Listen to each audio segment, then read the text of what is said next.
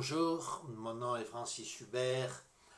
N'hésitez pas à mettre un like sur les vidéos ou sur les audios. C'est une façon de participer à ce ministère d'enseignement de l'Église primitive avec nous.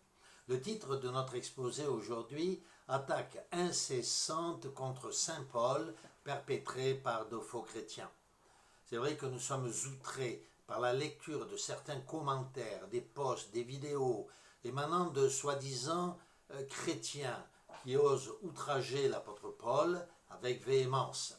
Ces outrages viennent souvent, mais pas seulement, de mouvements dits chrétiens messianiques qui ne peuvent supporter ce qu'ils pensent être l'enseignement de Saint Paul, au détriment de celui, bien sûr, de la parole de Dieu, sur l'abolition de la loi d'Israël.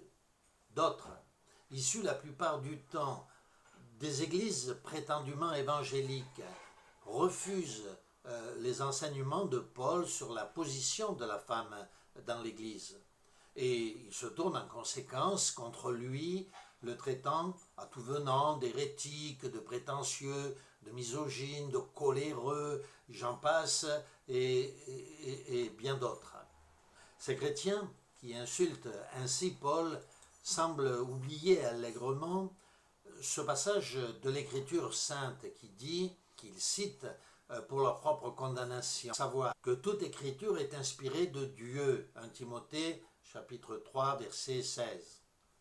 Si donc toute Écriture, au pluriel, de la parole de Dieu, donc, sont inspirées de Dieu, il va de soi que ce n'est pas par sa propre volonté que saint Paul écrit les passages auxquels ils font allusion, mais c'est plutôt le Saint-Esprit, car sinon leur péché serait double, à savoir d'avoir conservé des textes non inspirés dans leur propre exemplaire de l'Écriture.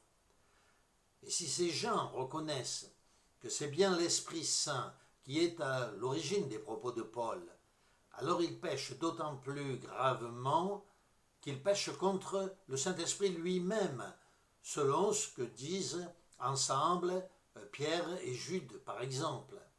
Alors citons tout d'abord Jude, qui écrit « Il s'est glissé parmi vous », autrement dit parmi les chrétiens, certains hommes dont la condamnation est écrite depuis